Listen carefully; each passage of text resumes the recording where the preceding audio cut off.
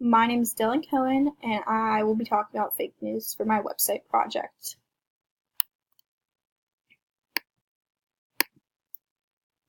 What is fake news? Fake news is stories that are not true, and stories that have, or they could be stories that have some truth but not 100% true. Or they could be stories that lead people to believe false information about an event or a person. Some examples of fake news are usually most common in social media platforms like Facebook, Twitter, Instagram, blogs, and unknown websites that are not as popular and backed up. Social media fake news. On social media, anyone can type fake information if they have an account. Fake news in social media is becoming more common because people use it every day. Social media is also becoming more popular with the younger generation, so more people use fake news to bully. Fake news being spread in the media. They're still trying to figure out ways to remove fake news from the media, and there are people that have jobs that are dedicated to search for fake news and switch the truth on celebrities, and they get paid for it.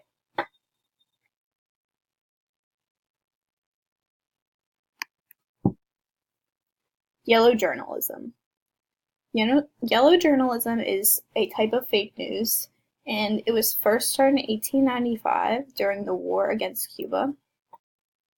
During this time, writers would stretch the truth about events that were happening in Cuba to get more viewers. They would compete against each other to figure out how far they could stretch the truth about each other and the events that were happening during the war. It is also considered the first type of fake news to be written about.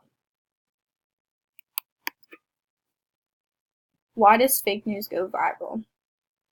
Fake news goes viral because people like to read fake stories and believe that they're true. They also read fake stories for entertainment purposes if they find it funny or if there's jokes. It is also eye-popping media that makes it easier for people to want to read more and share it or post it about different events or people that are. How to stop fake news. Some ways to stop fake news is don't repost or share things that are not true. Another way is to find more than one source of information on a topic to help stop